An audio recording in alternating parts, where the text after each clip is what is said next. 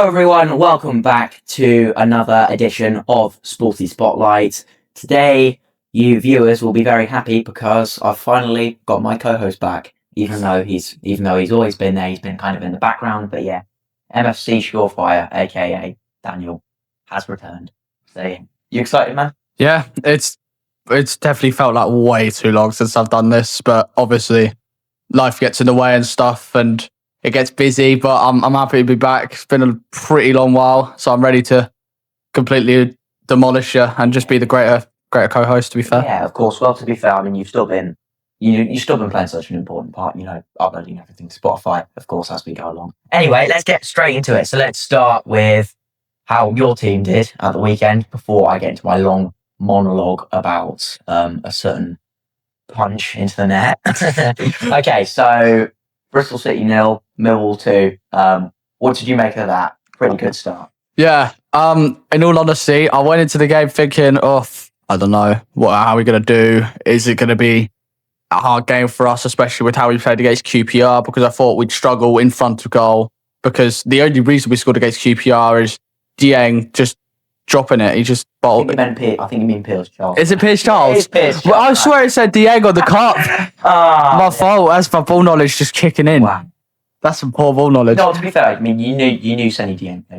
Yeah, I do. I know he played for QPR. I thought I read on Instagram that he dropped it. But anyway, it was a spill. Kundal got it, and I'm like, we can't just be doing this week in, week out, because that's just not how we're going to be pushing for promotion again this season, as I hope we can.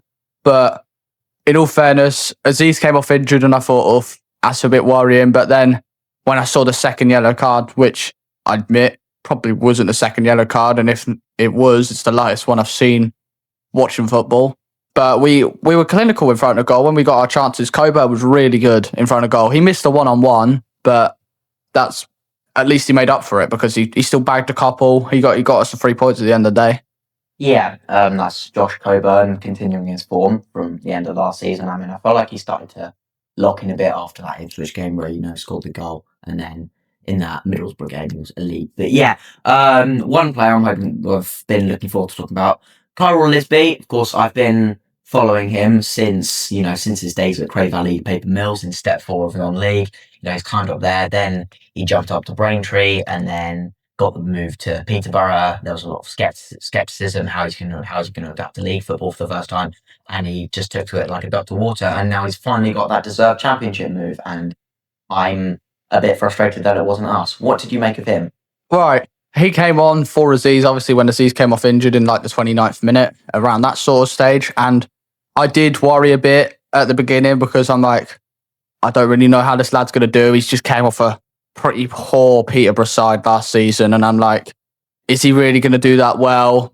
He must be quite good if he's, coming to what I'd like to call us a top championship side these days. But in the end, he actually did really well. It's not like he, popped off and played Messi-esque or anything, but he did a winger's job. And that was just take on your man. He made the passes correctly. He just had a solid game that you expect from a winger. Okay, fair enough. Well, he's continuing the Lisby legacy, of course. His dad, Kevin, was an absolute cult man in the EFL back in the day.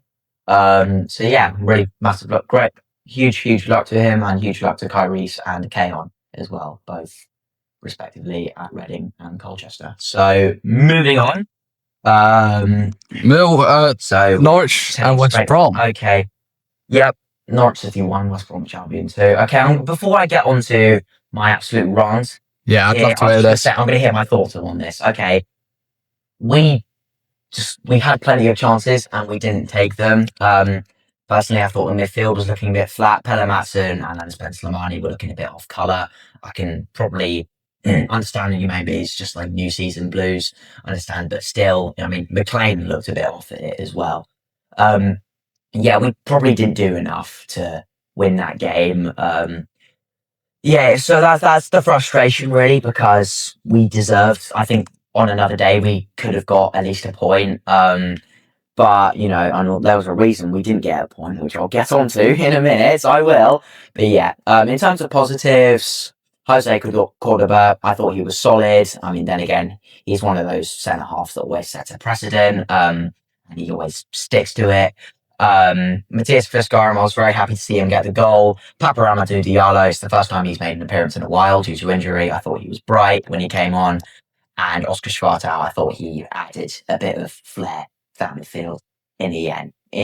But it was just too little too late for us. But now I'll get on to the point. Ayun Hegebo's goal.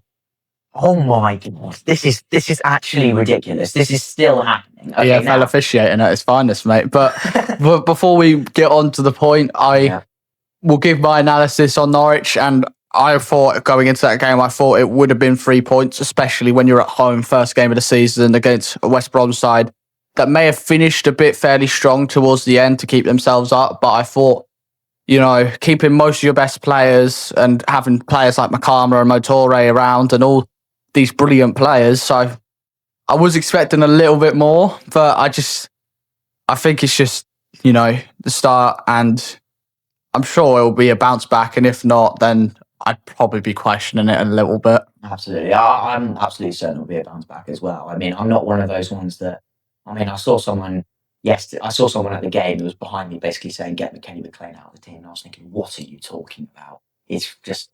Probably subbed off, but exactly. don't just quote him. It's ridiculous. But yeah, I've got full faith in Phil Clement.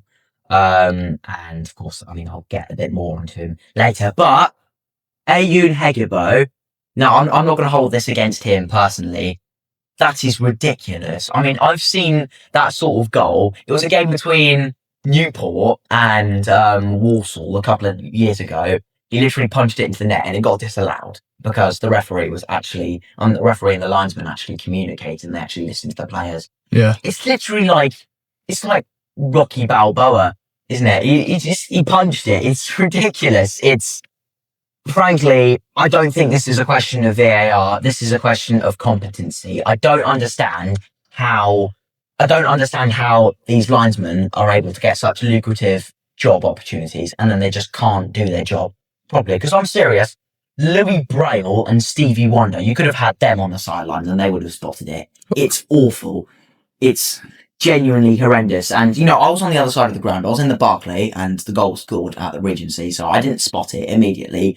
But Phil Clement spotted it from 50 yards away. The ref had at least 5 of our lads surrounding him afterwards. But, the fact is that it should be getting picked up on. And, I shouldn't be complaining because Jovan Wakama's goal against Southampton last season was very similar. But this just shouldn't be happening at this level of football. It's the Championship. It's one of the best leagues in the world.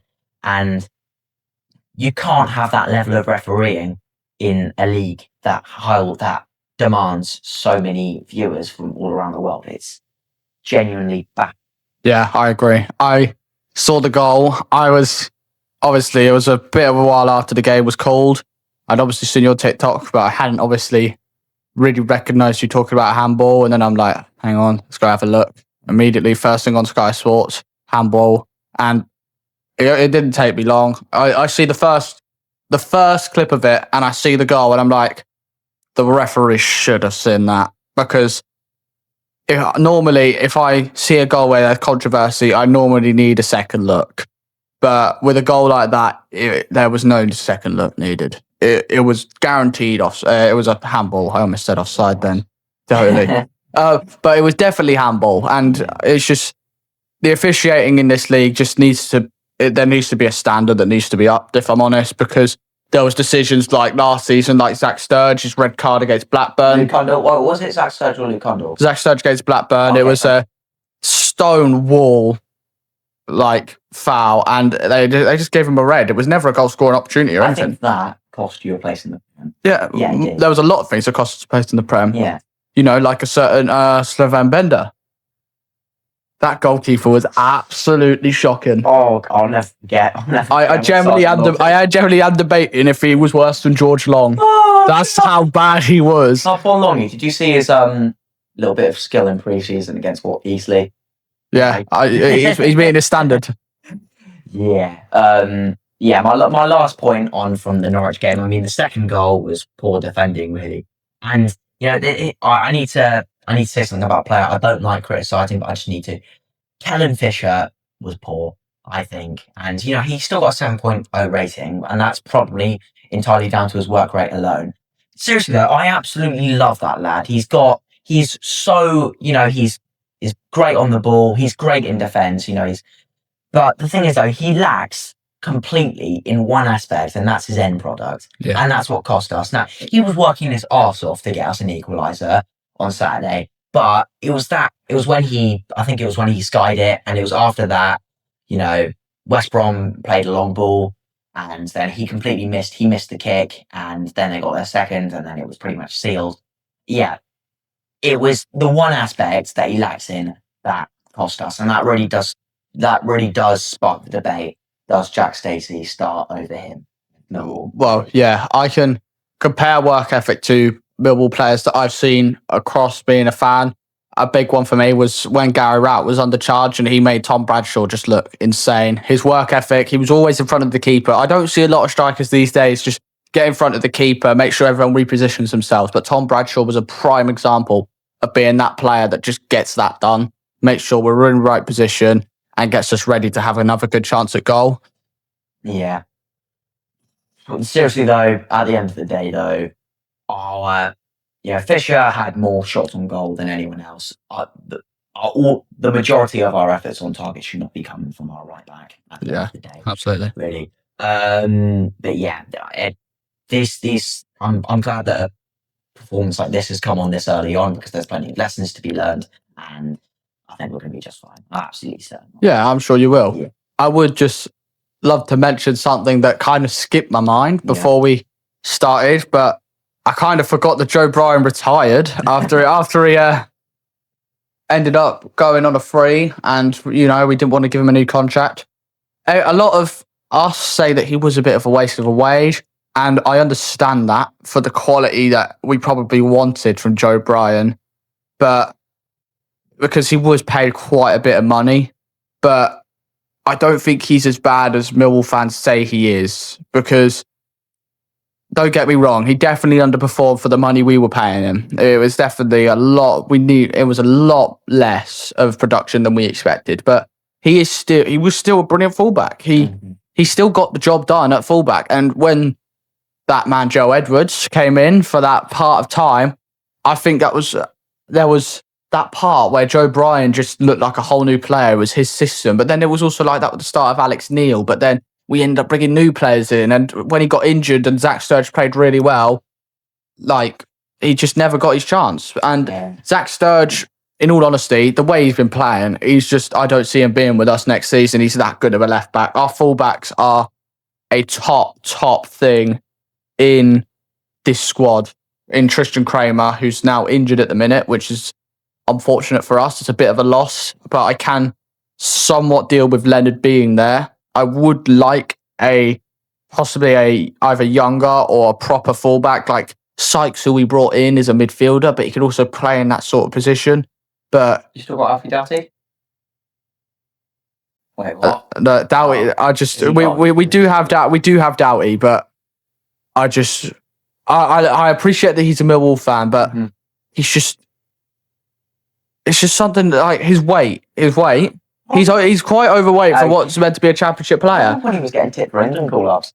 I know, he was a top assister. We expected so much from him, but it was like the playoffs last season when we played Hull. We brought off Sturridge, brought on Doughty, and immediately Doughty is that one step away from Bellumi, and Bellumi cuts inside and shoots, and it's just in, because Doughty is just out of the shape. He's out of the system. Right. Okay, well, if you don't like the fact that players are getting paid too much, I'll just say this. Shane Duffy was on 35 grand a week last season. Yeah, I'll say no more. Really, shall we move on? Yeah, we can move on to... Okay, what's next on the list then, sir? Maestro? Reading versus Luton Town, mate. Okay, fine. Reading 3, Luton Town 4. Jack Marriott will probably be the most frustrated man in Berkshire right now. Seriously though, unbelievable comeback by Luton. Yeah, it was absolutely unbelievable, especially when Jack Marriott gets a hat-trick. Jack Marriott is known to be a prolific goal scorer, especially around in that division. But there was a time... Did he play for Wrexham? I think I remember. I think he played for Wrexham when they were in League One for a short period of time. And then he was bagging the goals, because League One is sort of where he's at. that's sort of his quality because. Don't get me wrong, I still think he can score a few goals in the Championship, but I don't think he's a Championship out-and-out striker like others are. For example, a Josh Coburn or something like that, or a Motoré. But, he's in that division and he's going to score goals. But I've trusted Jack Wilshere since he's came in as Luton gaffer, if I'm honest. He's just been great. But Luton Town fans seem to have doubted him a bit. But I think it was just the fact that, he's came in. And obviously, he did pretty well with Norwich. Yeah, Wilshere was good. And he still is a brilliant manager, and I can see him having a bright future. He could get that Luton Town team promoted. I think he absolutely could. He's probably my favourite Arsenal player ever. And that's not because he played for Arsenal. Best of luck to Luton this season. It's going to be... it'll be a rough one, of course. I memean, there'll be plenty of bumps along the way. I mean, they had plenty of those last season, but... I do think they'll get the job done this season. I think they've got that good a squad. They've got players they've been able to get Casey Palmer on a permanent. I think he's a top. Yeah, that's a brilliant signing. And also Gideon. Oh wait, no, Gideon can do it. I mean, they had it on permanent already, but Emilio Lawrence as well. I think he's fantastic. Or do you think they'll get it done this season? I'm absolutely certain of it. Shall we move on again now, sir? I'd love to. It's a certain Scottish centre midfielder that I'd love to talk about who supposedly played for Millwall, but it was just like he was on holiday in Bermondsey and ended up returning back to Sheffield. Why would you go on holiday to Bermondsey? I don't know. Barry Bannan's just terrible. But Barry Bannan's miss was one to watch. And I must say, when I first saw it, I don't hate to admit, but I did let out a massive laugh because, they all talk about, how great he is. And don't get me wrong, he was great. But, the fact that, Sheffield Wednesday's legend and hero of Barry Bannan can't even be Championship quality is a bit questioning. He is a very good League One player, but at Championship, he's nowhere near what he should be. He's nowhere near good enough. Okay, I mean, then again, I say he scored that screamer against us, but then again, that's one with Liam.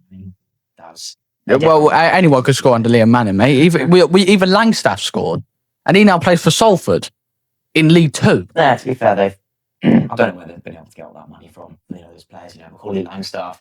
Langstaff is someone I should probably mention. Yeah, Langstaff I should mention because we had such high expectations when he came in from Notts County, thinking, he's going to bag the goals, he's going to be our goal scorer. No. I remember seeing him on the Wrexham documentary. Yeah.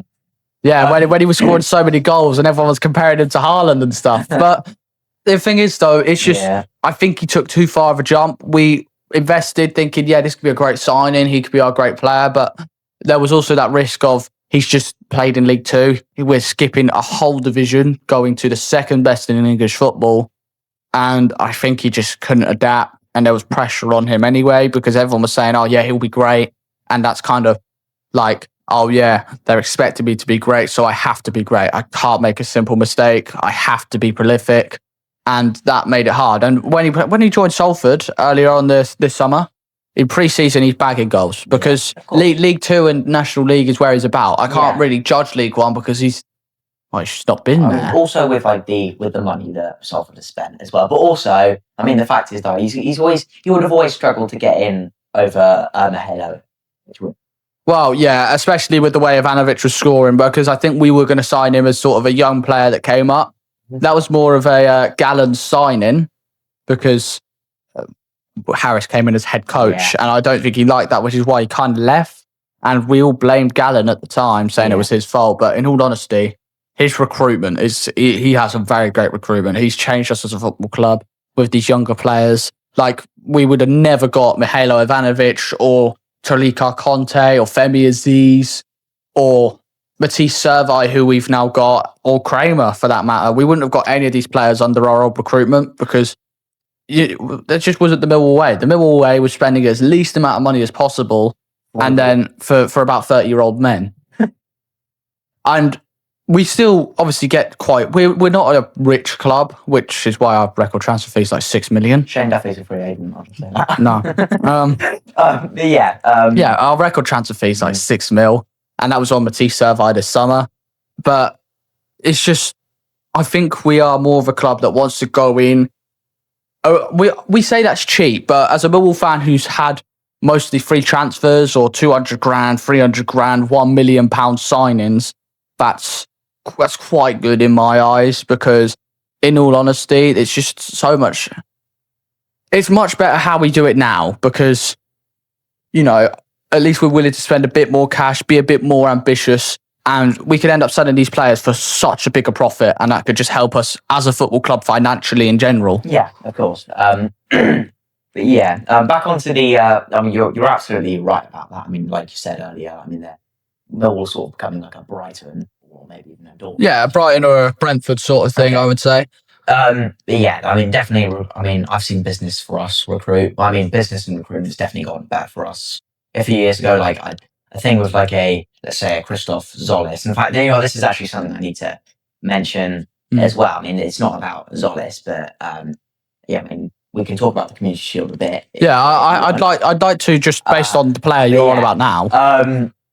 Matej Jurasek has signed for Sparta Prague on a loan. I think that's going to be hopefully. That's where he was before, wasn't it? No, he wasn't. He was at Slavia. Oh yeah. That has made quite a lot of Sparta ultras very unhappy.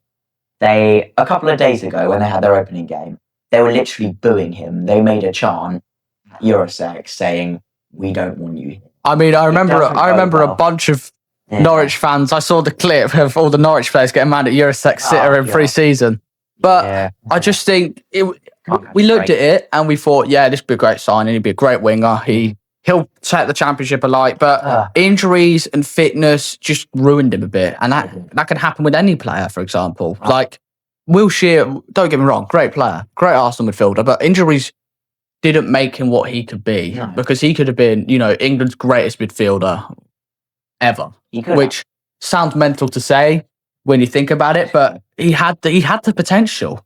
He was one of the greatest young ones coming out. Yeah, it's a real shame, hopefully Wilshere's, what he lacked as a player, he's making up for in management nowadays, hopefully. Yeah. Anyway, did you know? Yeah, Mill have signed Danny Bath. What? We've got Danny Bath. What? Oh, I think I did. Yeah. Because we were playing Bromley, and he was playing for Bromley as our trialist, and we ended up signing him on a free. Wow. Because as a backup defender, he's good experience. But he does. I, in all honesty, I did when I first saw it, I'm like, I hate the signing. At least we got Kamal Grant, our young one, back out on loan to Bromley, because he ended up getting injured last season, so he couldn't really play. Yeah. But Danny Bath is just. I'm not gonna lie, I don't see him really catching up with these lot. He's probably got like maybe like a good leadership ethic within the changing room, and maybe he could. He's a good leader, and maybe he could teach Jake Cooper that just shoving people to the ground isn't something you can do. Well, we get away with it, so it's fine. Yeah, but I back on the transfer business front before I move on to the Community Shield. Yeah.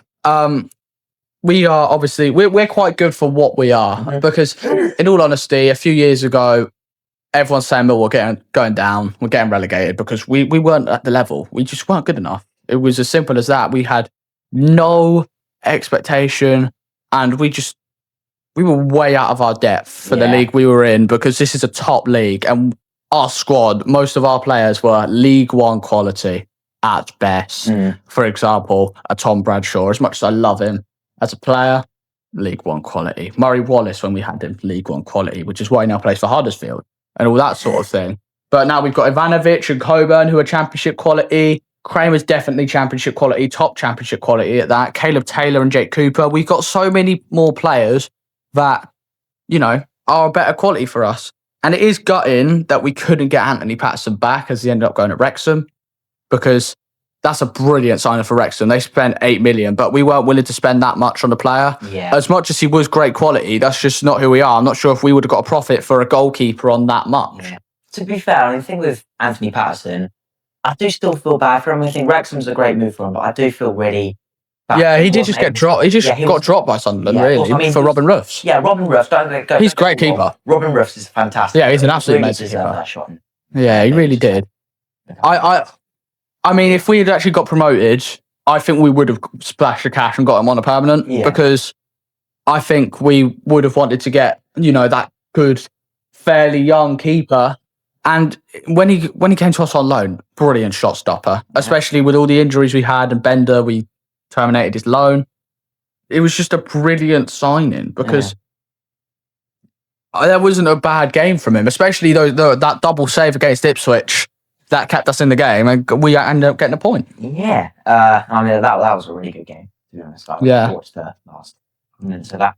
I really hope there's more ITV coverage of the Championship. It's great. I hope so. But I mean, Millwall West Ham's on it, so can't wait for that. But September.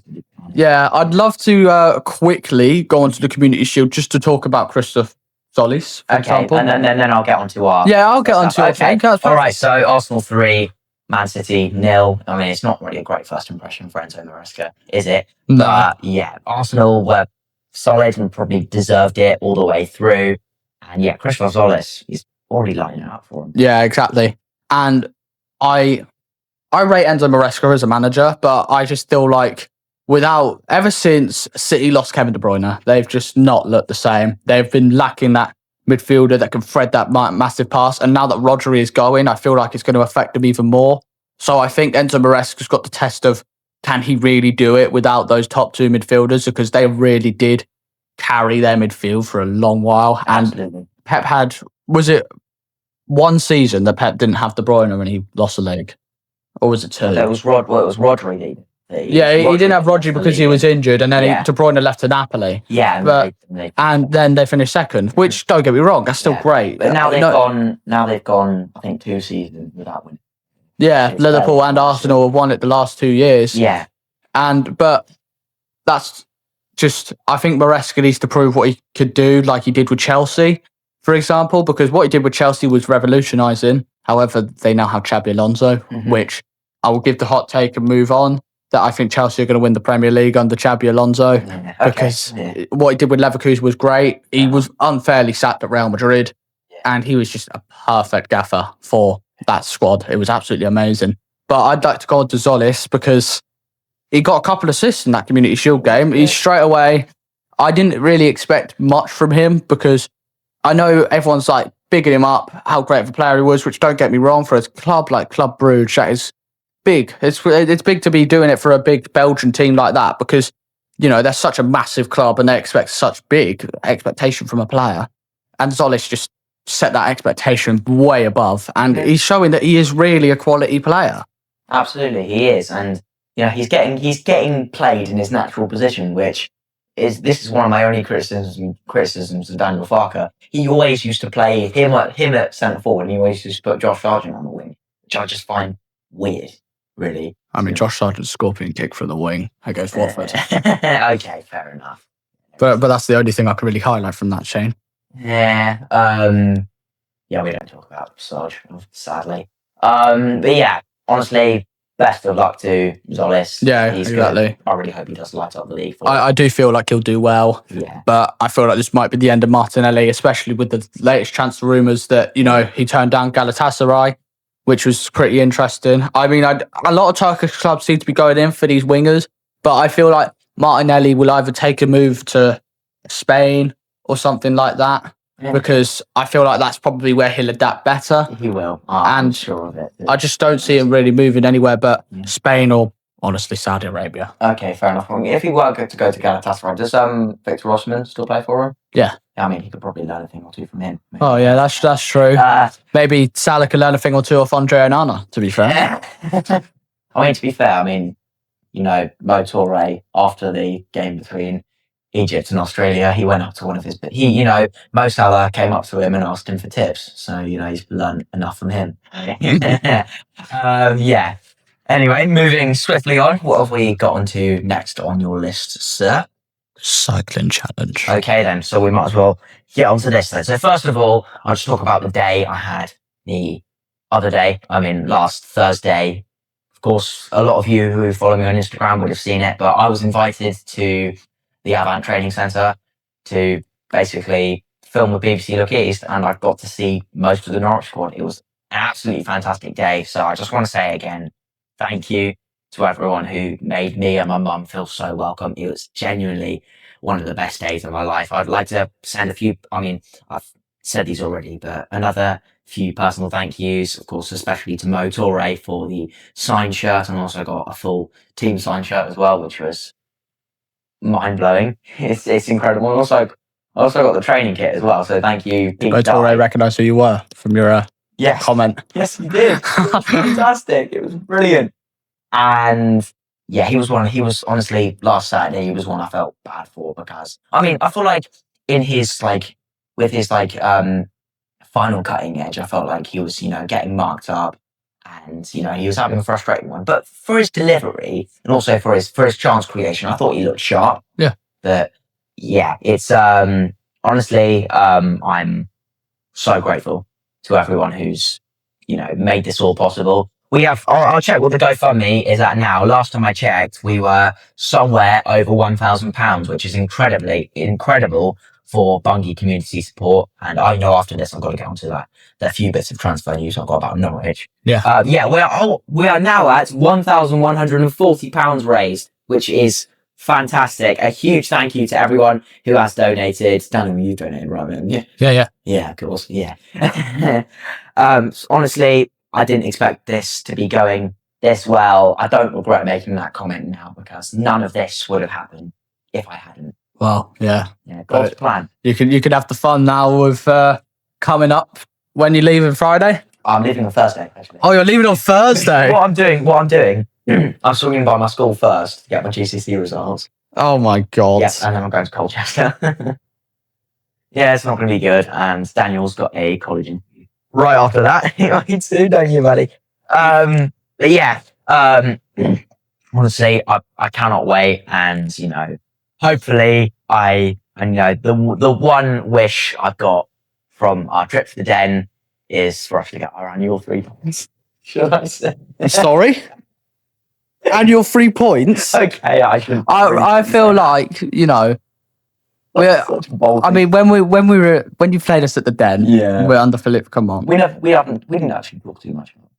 No, we didn't. But I think we were just out of our depth, and Sturge. That was the one game Sturge weren't good. But the last time you played us at the Den, we got your manager sacked. So you did. I mean, those were exactly 365 days apart. Speaking of that, I don't think that day last season, when we beat you around Easter time this year, I don't think you played badly. I just feel like we just took our chances. But to be honest, I did still see a Millwall team that would push for automatics up to the very last day. Yeah, exactly. Yeah. And I can't remember which player it was. Was it Pele Matson that scored that absolute belter? That was a brilliant goal. And I love the fact, because this is the one thing I remember from the game. The man I watch a lot on TikTok and stuff, Nathan Connor. Oh yeah. Oh yeah. He went to that game as a Millwall VIP. Nathan Connor TV. Yeah, Nathan Connor TV, mate. You got to take me over. Yeah, love that man. I need to get back into. He's been doing like a lot of stuff. He reviewed First Class on trains. Yeah. On his second TikTok. Yeah, exactly. Big shout out to him. Absolute legend. Anyway, I'll get on to our little bits of transfer news. It's been reported this morning that Norwich City have agreed a loan deal with Fenerbahce, I think, for Anthony Musaba. Now, I can't say too much about him. Daniel, you've got much better ball knowledge than me, so you can probably say more. I think I remember when he was at Sheffield Wednesday. And so, and also he did formerly play under Phil Clement as well. So, Daniel, what can you tell us about Anthony Musaba? Right. Musaba, when he played for Wednesday, is he the winger or is he? Yeah, I thought so. I just wanted to check. I get him and Deshaun Byrne a bit confused for some odd reason, but he was, when he played for Wednesday on the wing, he did play really well. He set in that role. I say he's a pretty good winger. He's got the dribbling ability, and I feel like he's not afraid to be like, oh, you know what, I'll take you on and probably get past you, then try and swing it across and pray I get an assist and something like that. But he's brilliant at passing the ball. His dribbling is efficient. And when he needs to finish, I believe he can. He's pretty decent winger, and he's quite good quality. I think he'd suit into the Championship quite well. I'm not sure how we do under Philip Clement, for example, because I know it's normally the strikers that take that sort of role from what I see with, you having about 3 different goal scorers on that front. But I feel like he'd be able to provide to Mo Toure or Makama just brilliantly. I feel like he'd be a brilliant servant. Yes, I'm absolutely sure of that. And, with Ali Ahmed out for the season, we need depth in that left winger position. So, yeah. It's kind of sad, though, that he got injured because I actually thought Ali Ahmed, he'd have a brilliant year. I thought he was gonna have a great season. Yeah, he was unlucky at the World Cup, of course, but yeah, I just really hope that he recovers sooner than people expect because he was fantastic. Yeah, absolutely. In the games that he did play. So yeah, have you seen what Toure's done? He's taken Ali's number for the season, so he's taken the 21, and when Ahmed comes back, he'll wear the 37. It's great, and that's really, really, really thoughtful of him. I do love how Mo Toure cares. Mm-hmm. I mean, he's had a odd interview moment, which I don't think he was media trained for. I mean, it was funny, but not the greatest thing ever said on live TV. Probably not, no. But he's actually a really nice man what I see. He's actually very nice. He is. He's fantastic. And honestly, everyone, it's such a fantastic group. From what I could see last Thursday, there's so much togetherness there. Yeah. On to the last bit of news that we have. There is reported it's a certain young Manchester United left back who I really, I'm going to be talking about here. Yeah. Harry Amas. Now, it's been reported that Norwich are still interested in bringing him in. Is that a loan as well? I think it would be a loan with an obligation to buy. Yeah. Now, we had apparently, I saw some stuff saying it was off a couple of weeks ago, but United are apparently looking to offload him, which I find very, very surprising. Yeah, but I think that's more the fact that, they're trying to get Lewis Hall in, and they've still got Luke Shaw and Dorgu there as well. Mm-hmm. I mean, they've lost Malacia, but I don't think they're that bothered, which is sad because I actually thought when he came in as United as a Ten Hag signing, I thought he'd do great, but injuries got the better of him and stuff like that. And then obviously Luke Shaw had that bit of time where he just shined up class of rest. Yes, absolutely. Now, Amas, from a Norwich perspective, we didn't see much of him last season, anywhere near as much as we would have liked. He lit the league up with Wednesday in a very poor Wednesday side. Yeah. And then it was just injury that completely cut his Norwich career short. But I really, really hope that we can get him back in because, we need Ben Preseni. I think he's great. I don't think he's at the same level as Harry Amas, in my opinion. We need depth. I think when he first joined Norwich, Preseni, I did have my doubts because he did have those sloppy performances. Because obviously I didn't think we'd really seen him properly as a starter because he was mainly just that Villa youngster that never really got the loan that he wanted. But now he did, and now he's got better. But I still feel like Harry Amas is just he is a top player, and he could be a top fullback depending on if he could just get that right foot in, and if there's no injuries again, hopefully Harry Amas would be a great player for you. Yeah. I mean, we mustn't forget that we have got Dala Jongva now as well. Yeah. Of course, but so we absolutely must not forget about him. But the fact is, though, we need depth in every position, and the only position that we seem to be lacking in is on that left. Yeah. So, if we got 3 fit left backs in the building, then I'm not going to complain at all. So I really, really do hope that in the last couple of weeks of this transfer window, we can get a deal over for Amas, but it just depends on which way the wind does blow. Yeah. So Daniel, do you have any final notes then? He comes from Amsterdam, but other than Zian Fleming scoring a brace against West Ham and being Millwall at heart, no, not really. I don't think so. Okay, fair enough. I can say my piece on Millwall. Burnley, actually. Zian Fleming is the only outlet of real quality that I see within that side. I could see him being the only goal scorer on that side because he's surprisingly still there. And I kind of thought, when he was linked with Everton, I'm like, yeah, he's an Everton man. But he isn't, which shocks me. Then again, Everton do have these players like Tiano Barry and stuff like that, which might make them shift their heads. I do think, though, that Everton have, made some good recruitment. They've looked to the Championship. I mean, Brennan Johnson was Yeah. That was a great one. Yeah, true.